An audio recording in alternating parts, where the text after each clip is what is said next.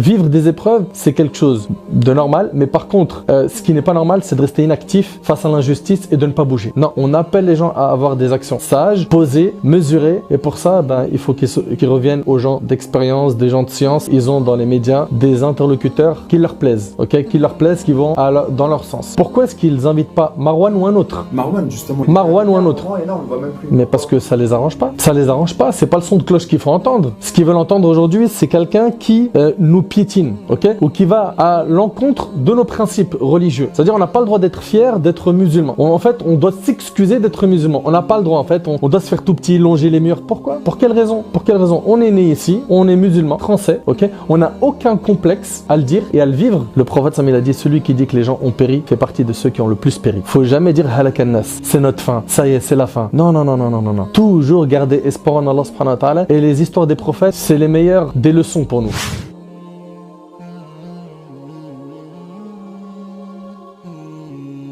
Nader, salam alaikum. Wa alaykum assalam wa rahmatullahi wa barakatuh. Merci de nous accueillir pour notre chaîne YouTube qui s'appelle Islam Mag. C'est une chaîne qui parle de l'actualité des musulmans et des nombreuses problématiques qu'ils rencontrent dans leur quotidien. Aujourd'hui, justement, nous aimerons parler avec toi de l'actualité. Comme tu le sais, il y a un climat islamophobe qui s'est installé en France. Et justement, j'aimerais te poser la première question. Est-ce que la France est islamophobe? Bismillah, walhamdulillah, wa salatu wa salam ala rasulillah wa ala alihi wa sahbihi wa man walah. Rabbi sharah li sadri wa yassir li amri wa hlul 'uqdatan min lisani yafqahu qawli. Mon frère Mehdi, marhaban bik. Donc encore une fois, c'est un plaisir d'être avec toi. Qu'Allah te protège et qu'il te récompense pour tes efforts. Amen. Et puis pour revenir à ta question, Allah subhanahu wa ta'ala il a dit azza wa jal wa idha qultum fa'dilu. Quand vous parlez, vous devez être juste. Dire que la France est islamophobe, c'est injuste. Par contre, dire qu'en France il y a des islamophobes, oui. Ça, c'est une réalité. Après, il faut faire la distinction entre le monde médiatique, politique et les gens qu'on rencontre au quotidien. D'accord, mais justement, on est en train de le voir, et tu l'as bien défini, nous sommes attaqués et dans le monde politique, et dans le monde médiatique, et comme c'est un petit peu des haut-parleurs au sein de la société française, on voit qu'il y a des actes islamophobes qui commencent justement à rentrer au sein même de notre société, que ce soit par nos sœurs, que ce soit dans des discriminations dans l'embauche. Comment pourrions-nous contrer justement ces offensives? Alors déjà, il faut sortir du côté 100% émotionnel et passer à l'action. Justement, ce que veulent alimenter ces haineux et ces racistes, c'est qu'on reste à jouer à ce bras de fer avec eux au niveau voilà, des émotions qui vont enflammer jour après jour. Et moi, je pense que pour être intelligent, il faut être très stratégique, soutenir bien sûr les victimes, mais avoir un vrai plan d'action. Un vrai plan d'action qui va contrer toutes ces attaques sur le long terme. Et c'est justement ce qu'on essaye de faire dans la plateforme Les Musulmans. Bah justement, tu abordes le sujet et j'allais t'en parler. On est en train de se rendre compte que nous sommes toujours dans la réaction et non pas dans l'action. C'est-à-dire qu'il y a toujours des offensives et nous sommes en défense. Or, tu sais très bien, dans le dicton qui dit que la meilleure défense, c'est l'attaque. À un moment ou à un autre, avec les moyens légaux qui sont à notre disposition, on aimerait pouvoir voir les représentants des musulmans dire maintenant stop, ça suffit. Parce que nous sommes toujours dans la réaction et parfois les réactions elles sont même honteuses. Parce qu'on regarde les différents instituts, les différents imams, on se dit mais qu'est-ce qu'ils sont en train de faire? Et tu as parlé de la plateforme des musulmans dont tu fais partie. Est-ce que tu peux nous dire exactement en quoi elle consiste et comment vous pouvez répondre par rapport à cette offensive?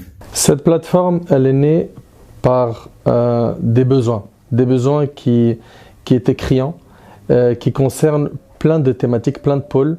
Et justement, c'est le travail qu'on a essayé de faire. Je vais répondre à deux questions. La première, c'est qu'est-ce que la plateforme? Et deux, qu'est-ce qu'elle fait? Pourquoi on ne l'entend pas? Depuis son lancement, ça fait 1 an, c'est silence radio. C'est ce qu'on entend. Il faut savoir qu'il y a eu, malheureusement, pendant 30 ans, du bricolage dans beaucoup de choses. Tout réorganiser en 1 an, ça s'appelle être non réaliste. C'est pas possible. C'est pas possible. Donc forcément, ça prend du temps. Ce qui a été fait pendant ces 1 an, c'est d'essayer de mettre en place des pôles qui vont réorganiser les thématiques les plus importantes qui concernent les musulmans. En numéro 1, ce qui a été demandé, c'est la représentativité médiatique. D'accord? Les gens vont se dire, ok, très bien, vous êtes où? Bon, c'est vrai que pour l'instant, on n'est que dans des communiqués écrits, Mais déjà, pour ceux qui disent que ce qu'on a fait depuis un an, ben, il y a un bilan sur le site, la plateforme, un bilan de ce qu'on a fait en une année. Encore faut-il lire, se documenter, rechercher pour avoir la réponse. Deuxièmement, c'est le pôle des imams. Après avoir... donc c'est la Oumma qui a demandé par ordre de priorité qu'on s'occupe du pôle médiatique, du pôle des imams, également du volet humanitaire, du volet zakat, de toucher à... bref, il y a plein de pôles contre l'islamophobie, etc. N'y a-t-il pas un risque de doublon justement lorsque tu parles d'humanitaire, lorsque tu parles de toutes ces choses-là? Médiatiquement parlant, effectivement, il y a un besoin criant. Pôle des imams, les imams ne remplissent pas leur rôle au sein de la communauté ni au sein des mosquées. Mais après, pour le reste, il n'y a pas un risque de doublon? En fait, nous, on n'est pas là pour faire des associations humanitaires, mais pour encadrer les associations humanitaires. D'accord? Leur donner un cadre pour les levées de fonds, le côté juridique, l'organisation, etc., etc. Pareil pour le côté des imams. C'est pas un conseil théologique qu'on veut mettre en place. Il y a déjà des dar al-fatwa, et puis mettre d'accord les imams sur toutes les questions de jurisprudence, c'est pas faisable. Par contre, ce qu'il faut, c'est leur installer des espaces de dialogue où ils peuvent se rencontrer, où ils peuvent échanger, et surtout traiter les affaires les plus importantes qui touchent la communauté. Et c'est dans ça qu'on est en train d'œuvrer. Donc en fait, dans chaque pôle, nous on est là pour recadrer.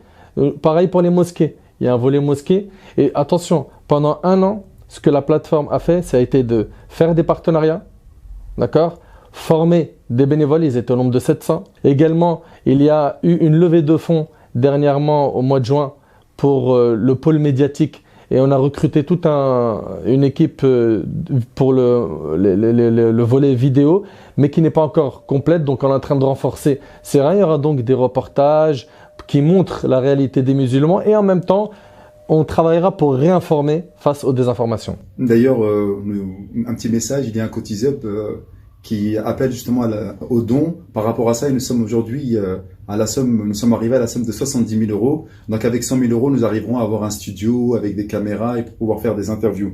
Mais justement, toutes ces choses dont tu viens de me parler, ça a abouti grâce à la consultation nationale que vous avez fait il y a un an? C'est bien ça. En fait, on a consulté les musulmans il y a un an. Donc, il y a eu environ 30 000 réponses. C'est énorme. On a pu sonder énormément de musulmans dans les différentes thématiques évoquées.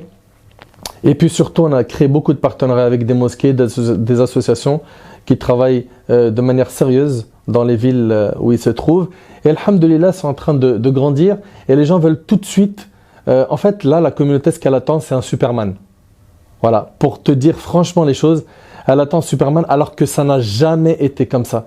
Le prophète sallallahu alayhi wa sallam, reprenons les choses dans l'ordre.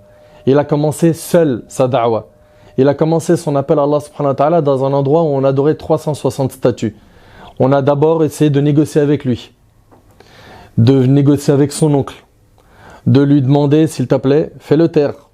Ils ont essayé petit à petit. Dès qu'ils ont vu qu'il n'y avait rien à faire, ils ont commencé à attaquer ses compagnons. Puis après, ils se sont réunis pour trouver un qualificatif qui va être celui avec lequel ils vont nommer le prophète sallallahu alayhi wa sallam quand les gens viendront dans la période du pèlerinage. Fou, sorcier, magicien, etc. Et donc, ils l'ont calomnié. Ils ont torturé ses compagnons. Ils leur ont fait du mal. Et beaucoup de gens d'ailleurs disent que là, on est dans la période mécoise. On vit un peu la période mécoise, c'est de la persécution, etc. Alors la période mécoise, elle se résume à Ataqtuluna rajulan ay yaqula rabbi Allah. Allez-vous tuer un homme parce qu'il a dit mon Seigneur est Allah? On n'est pas à la période mécoise, bien qu'il y ait pas mal de choses qui sont similaires. On est plus dans la période de l'Habasha, où ils pouvaient pratiquer leur religion, mais il y avait des petits pics.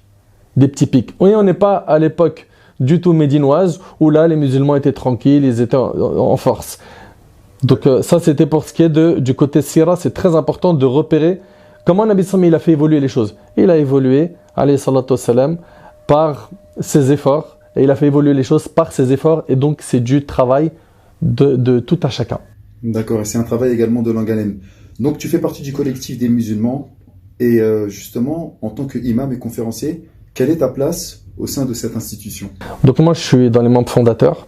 Okay, on a été parmi les premiers à rejoindre la plateforme. Elle a été initiée par Marwan Mohammed. Il a allumé la mèche et aujourd'hui on est plusieurs à tenir le flambeau parce que beaucoup de gens disent la plateforme égale Marwan. Qu'Allah il le récompense. C'est un homme qui a sacrifié et qui continue à sacrifier un nombre d'heures incalculable, qu'Allah tabarak wa ta'ala le préserve. Justement, pardonne-moi de te couper, nous avons l'impression qu'il n'y a que Marwan Mohamed qui agit. Or, nous savons très bien qu'il y a énormément de Non, là on est des centaines. On est des centaines. C'est lui qu'on voit le plus.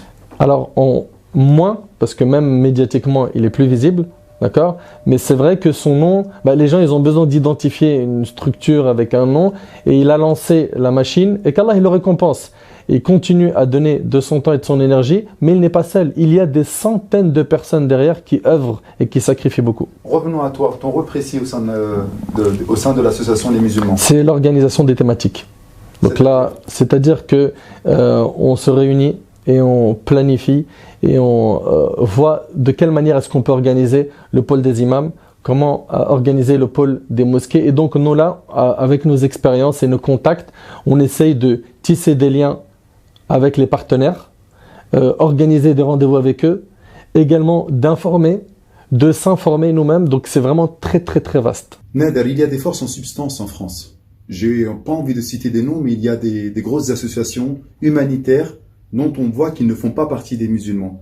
Est-ce que vous les avez appelés? Est-ce que vous les avez invités? Est-ce qu'il y a des dissensions? Parce qu'en fait, nous avons vu ici et là dans les réseaux qu'on pense qu'il y a des problèmes et tout. Est-ce que tu pourrais nous en dire un peu? Nous, on a fait l'effort d'aller vers tout le monde.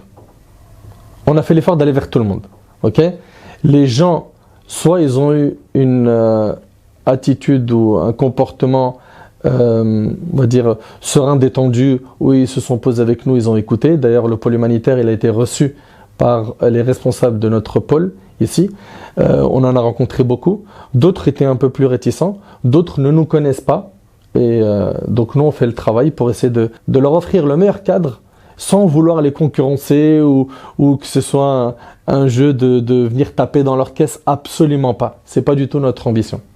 Nader, par rapport à la pression que tu reçois, parce que tu es effectivement sous pression. Lorsqu'on parle souvent dans les médias d'un islam radical ou d'un islam qui est français bien entendu, mais qui va appeler aux musulmans, on voit souvent ton visage avec d'autres prédicateurs sur la télévision. Comment toi, à ton échelle, tu combats l'islamophobie?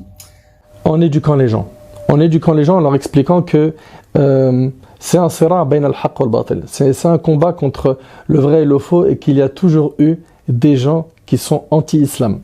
Et que ces gens-là, quoi que l'on fasse, et c'est un message à tous les imams, on ne pourra jamais les satisfaire. Tu peux aller chercher les avis juridiques les plus isolés qui vont leur plaire, tu ne les satisferas pas. Donc reste toi-même, okay, reste dans tes bottes, tout en respectant les règles que l'on a, okay, entre nos mains. Concernant l'islamophobie, il faut éduquer les gens, leur dire voilà, que ça c'est des épreuves qui ont existé, qui existeront, et c'est comme ça jusqu'à la fin des temps. Les prophètes ont tous connu ces épreuves. Ils ont connu des épreuves. Le prophète alayhi salatu wassalam, a dit Ashaddu an-nasi bala al-anbiya. Les gens les plus éprouvés ont été les prophètes. Regarde, le prophète alayhi salam, plus de 10 fois on a tenté de le tuer. Le prophète Yusuf alayhi salam, il a été mis en prison. Le prophète Ibrahim alayhi salatu wassalam, on l'a jeté dans le feu, etc., etc. Donc vivre des épreuves, c'est quelque chose de normal, mais par contre, ce qui n'est pas normal, c'est de rester inactif face à l'injustice et de ne pas bouger. Non, on appelle les gens à avoir des actions sages, posées, mesurées, et pour ça, il faut qu'ils reviennent aux gens d'expérience, des gens de science. Les savants, subhanallah, Ibn al-Qayyim, rahmallah, il disait, on était sous pression, sous peur, mais dès qu'on s'asseyait avec Ibn Taymiyyah, ça y est, tout disparaissait. Masha'Allah, c'est beau ce que tu es en train de nous dire. Nader, à ton échelle, tu es très suivi sur les réseaux sociaux avec d'autres prédicateurs. Pourquoi on ne te voit pas dans les médias mainstream? Pourquoi on ne te voit pas invité chez Canal+? Pourquoi on ne te voit pas invité chez CNews? Alors que j'en suis sûr que peut-être tu as pu recevoir des invitations. Et pourquoi on ne voit pas également Marwan Mohamed? Pourquoi on voit simplement des imams qui ont du mal à parler correctement le français? Ou pourquoi on voit des imams, des pseudo-imams qui ne représentent absolument pas dans les médias? Est-ce que tu as ton mot à dire par rapport à ça? Alors, Barakallahu Fik, c'est une question très pertinente, voire plusieurs questions pertinentes. Premièrement, moi, c'est un choix personnel. C'est un choix personnel. J'ai déjà trop vu des médias approcher des imams de manière très sympathique. Tu as été approché toi-même? Oh là là, je compte même pas. TF1, Canal+, France 3, j'en passe. Sinon, tu aurais pu passer dans les médias. Facilement. Mais sauf que si c'est pour inviter quelqu'un et après avoir des questions binaires, comme ils le font. Hein. Fermé, oui. Ouais, fermé ou c'est oui ou non, oui ou non. On te met déjà dans une case, on te cadre la discussion, la balise. Tu peux pas sortir de cette discussion-là et finalement, on veut pas t'entendre. On veut entendre les réponses qui vont nous satisfaire ou non, pour pouvoir te blacklister et mettre bien sûr un fond sonore qui fait peur. Voilà, après bien sûr les grands titres comme tu connais, le sulfureux, ceci, cela, etc. etc. Donc ça c'est ma position personnelle. Moi j'ai condamné cette porte jusqu'à ce qu'on voit de l'honnêteté chez eux. Bon, ça mange pas de pain l'honnêteté chez eux. Donc pour l'instant ils ont dans les médias des interlocuteurs qui leur plaisent, ok, qui leur plaisent, qui vont dans leur sens. Ça c'est me concernant. Ensuite, pourquoi est-ce qu'ils n'invitent pas Marwan ou un autre? Marwan, justement. Marwan ou un autre. Et là, on le voit même plus. Mais parce que ça les arrange pas. Ça les arrange pas. C'est pas le son de cloche qu'il faut entendre. Ce qu'ils veulent entendre aujourd'hui, c'est quelqu'un qui nous piétine, ok, ou qui va à l'encontre de nos principes religieux. C'est-à-dire, on n'a pas le droit d'être fier d'être musulman. En fait, on doit s'excuser d'être musulman. On n'a pas le droit. En fait, on doit se faire tout petit, longer les murs. Pourquoi? Pour quelle raison? Pour quelle raison? On est né ici, on est musulman, français, ok? On n'a aucun complexe à le dire et à le vivre.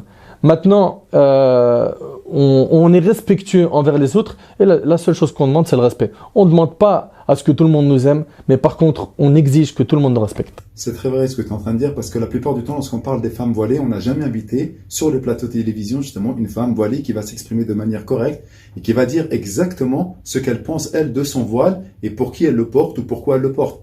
Tu as complètement raison. Une petite question, s'il te plaît, au passage. Est-ce que tu as des nouvelles de Rachid depuis la dernière fois qu'il s'est fait tirer dessus, sachant que lui aussi fait partie de la plateforme Les Musulmans? Rachid El-Jaï, qu'Allah le préserve, donc il va mieux au niveau de sa santé, alhamdulillah. De ce que je sais de lui, c'est qu'il se porte bien, ok. Il a pris des distances, c'est des choses qui se comprennent, et puis voilà. D'accord. Et donc il a arrêté la darwa sur Internet, mais il continue à être imam dans la mosquée à Brest. Alors ça, il faudrait plutôt lui poser la question à lui. Moi, de ce que je sais, c'est que c'est vrai, médiatiquement, il est en mode break. Après, il reprend ou il reprend pas, ça c'est son choix personnel et il faudra qu'on le respecte. Nader, que faisais-tu juste avant notre entretien?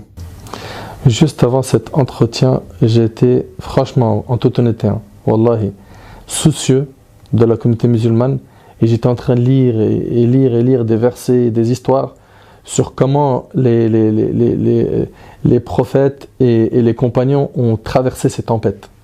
Donc moi, en ce qui me concerne, en ce moment, je suis, comme tous les musulmans de France et ailleurs, affecté. Okay. Maintenant, il faut que ce sentiment de révolte, en quelque sorte, qui anime notre cœur, se traduise par de l'action concrète. L'action concrète, et là, je m'adresse à tous les musulmans. Rejoignez la plateforme Les Musulmans si vous êtes curieux de savoir qu'est-ce qu'on fait et si vous avez du potentiel et que vous voulez donner de votre temps pour faire améliorer les choses. Ça s'appelle du travail de fond. Rejoignez les associations comme le CCIF. Apprenez vos droits. Apprenez vos droits pour pouvoir orienter et en même temps vous défendre dans le cas où vous êtes lésé. Également, préparez-vous à des prises de parole. Okay, pour ça, essayez d'apprendre comment répondre à telle chose et telle chose. Justement, c'est très bien ce que tu es en train de dire parce que il y a le côté mainstream des médias où on peut parler dans les médias, mais il y a également cette petite darwa où on parle à nos collègues de boulot, où on parle à nos voisins. Devant la machine à café. Exactement. Donc effectivement, les musulmans peuvent proposer ce type, entre guillemets, de formation qui leur permet de faire une bonne prise de parole et de défendre des principes élémentaires de notre religion. Bien sûr, et surtout que, subhanallah, il ne faut rien négliger. Le prophète nous l'a dit, la tahkaranna min al-ma'rufi shay'an. Ne méprisez aucun bien. Une belle parole, un beau geste, un sourire, offrir un café à son collègue de travail, perfectionner son boulot, le faire de la meilleure des manières, être irréprochable dans l'endroit où on est, par notre comportement, par notre travail. Tout ça, c'est ce qui va contrer la vague monstrueuse islamophobe qu'on est en train de traverser. Là, comme je vous ai dit, il y a la réalité du terrain, ce qu'on rencontre tous les jours, nos voisins, les gens dans notre quartier, etc. Et il y a la bulle médiatique qui cherche à nuire à la population de manière générale. Donc tu étais dans la réflexion vis-à-vis de ça. Et qu'est-ce que tu vas faire après cet entretien? Après cet entretien, je continue. Je continue mes efforts à travers le canal que j'ai de diffusion sur les réseaux sociaux pour pouvoir orienter, informer, donner de l'énergie, donner de l'espoir. Et ça, c'est un mot très important, donner de l'espoir. Le prophète, il a dit, celui qui dit que les gens ont péri fait partie de ceux qui ont le plus péri. faut jamais dire halak an-nas, c'est notre fin, ça y est, c'est la fin. Non, non, non, non, non, non, non. Toujours garder espoir en Allah subhanahu wa ta'ala. Et les histoires des prophètes, c'est les meilleures des leçons pour nous. Regardez, chaque prophète qui s'est retrouvé dans une situation très alarmante, comment est-ce qu'Allah subhanahu wa ta'ala il a secouru? Comment Allah subhanahu wa ta'ala il a secouru Nuh alayhi salam? Comment est-ce qu'Allah subhanahu wa ta'ala il a secouru Moussa alayhi salam? Il est devant la mer et derrière lui il y a l'armée de Pharaon. 12 chemins vont se tracer pour Moussa alayhi salam et les croyants qui étaient en sa compagnie. On n'est plus dans l'époque des miracles, malheureusement. On n'est plus dans l'époque des miracles, mais on adore le même Seigneur qu'ils ont adoré. Allah tabaraka wa ta'ala, il a des règles qui ne changent pas. Et d'ailleurs, je le répète, beaucoup de gens disent, donc c'est quoi ton message? Mon message, c'est qu'on se réforme, qu'on change. Si tu veux que les choses changent, change. Voilà en 2 mots. Allah subhanahu wa ta'ala, il a dit, Allah ne change pas l'état d'un peuple tant qu'ils ne se sont pas changés eux-mêmes. Je le dis, je le répète, n'attendez pas un Superman. Ok? Autrefois, on avait des acteurs, je ne citerai pas de nom, qui venaient à la télé, qui faisaient des débats, et c'était un bon combat de boxe, on se défoulait, et dès que le combat de boxe il était terminé, on disait « Waouh, il l'a écrasé !» Et après, on retournait à notre PlayStation, ou on retournait à nos péchés, ou à nos occupations. Qu'est-ce que ça a changé en nous? On avait avant des interlocuteurs qui étaient très forts, et qui menaient correctement les débats médiatiques. Ça a donné quoi comme résultat? Ça t'a changé en quelque chose? Tu t'es défoulé. C'était un combat de boxe.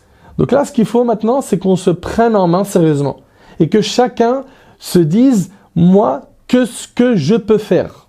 Et agir.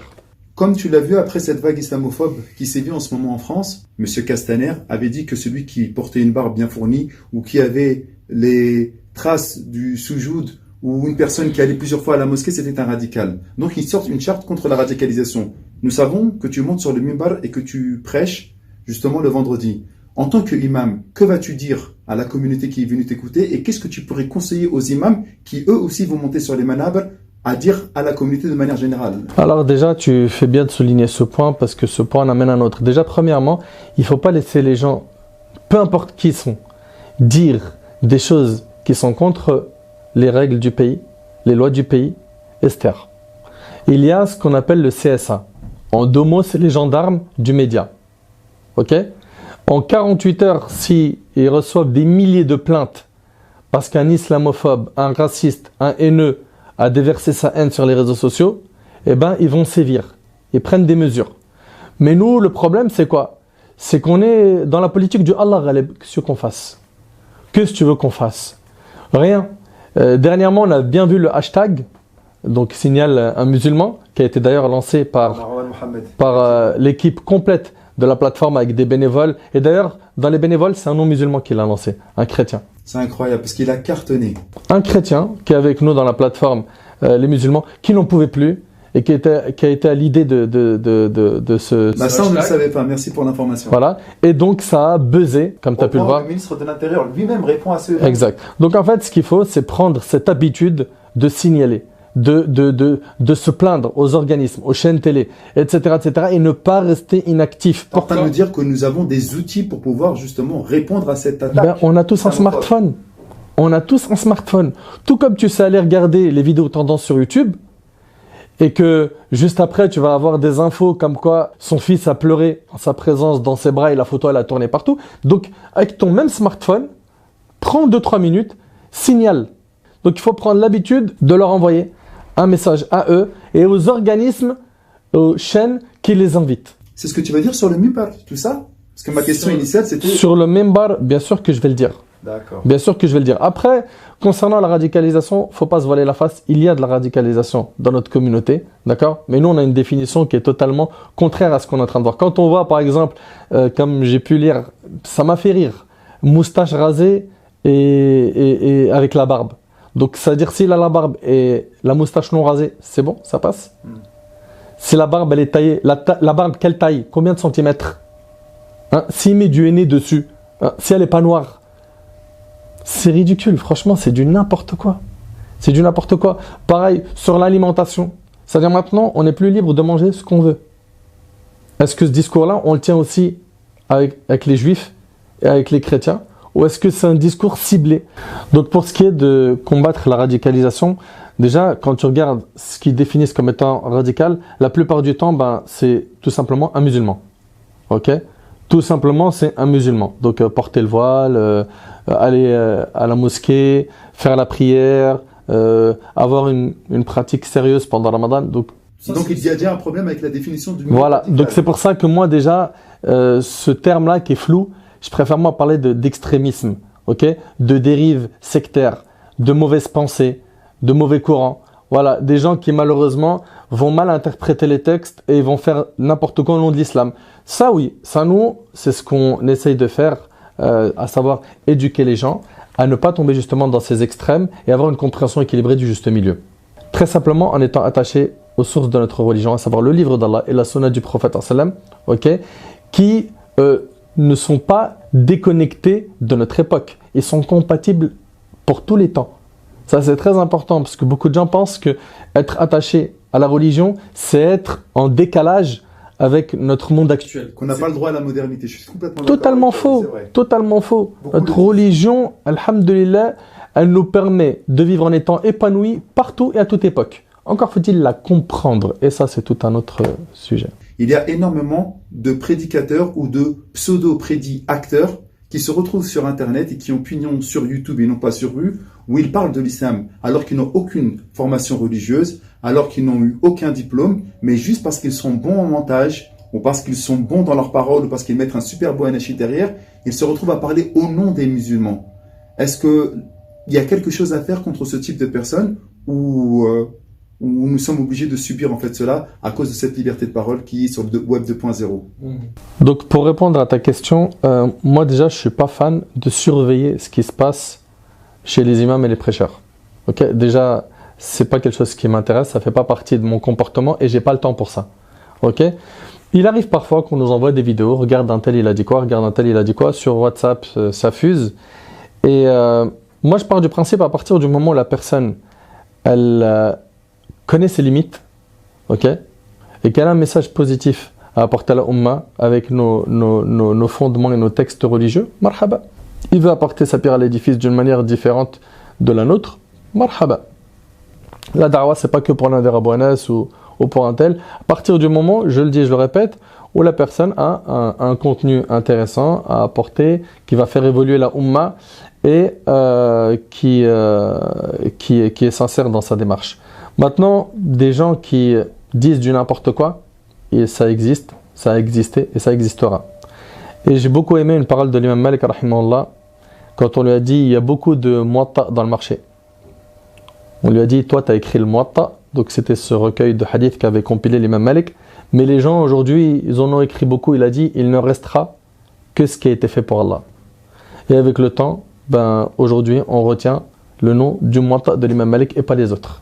Donc être sincère dans son travail, celui qui cherche le buzz uniquement et qui ne cherche qu'à se montrer, etc., qu'il se rappelle du hadith d'Abu Huraira radiyallahu anhu qui est rapporté par l'imam Muslim, où dans ce hadith-là comparaîtra qui?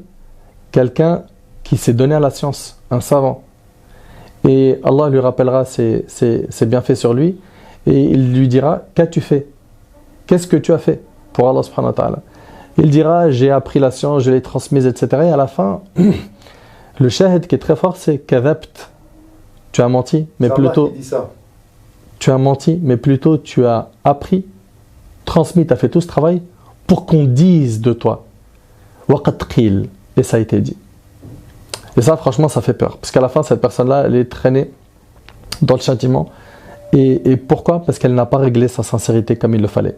Donc, j'invite ma propre personne qui est toute petite, faible, et je me sens pas du tout comme étant quelqu'un d'important dans la Ummah, même si certains, quand ils t'envoient un message, il leur suffit 3-4 vidéos qui les ont aidés dans leur vie pour te mettre sur un piédestal. Et ça aussi, on a le culte de la personne, il va falloir le détruire, devenir tout miser sur une personne. Et le jour où je vois quelque chose qui me déplaît en lui, ça y est, c'est la fin de ma vie, on a éteint la lumière. Ne vous attachez pas aux personnes. Attachez-vous à la religion d'Allah subhanahu wa ta'ala et œuvrez. Rejoignez la plateforme des musulmans, rejoignez n'importe quel organisme qui amène les gens vers le bien, que ce soit le CCIF ou bien demain si... ou même les associations de quartier. De quartier ou celles qui sont à l'échelle même nationale, plus grandes. À partir du moment où elles vont dans le sens des intérêts des musulmans, main dans la main, on doit s'unir et laisser les petites divisions là qui nous ont divisés pendant des années et des années. Au final, qu'est-ce que ça a créé? Des animosités, des tensions, des gens qui ne se serrent pas la main dans les mosquées, etc. Tout ça, il faut le mettre de côté. Alaykoum bil jama'a. Nader, merci beaucoup pour le temps que tu nous as consacré. Barakallahu Nous te fik. souhaitons énormément de réussite pour la plateforme des musulmans et ainsi que pour ta darwa. Et nous espérons te revoir très bientôt. جزاك الله خير بارك الله فيك مهدي هذا والله أعلم سبحانك اللهم وبحمدك أشهد أن لا إله إلا أنت أستغفرك وأتوب إليك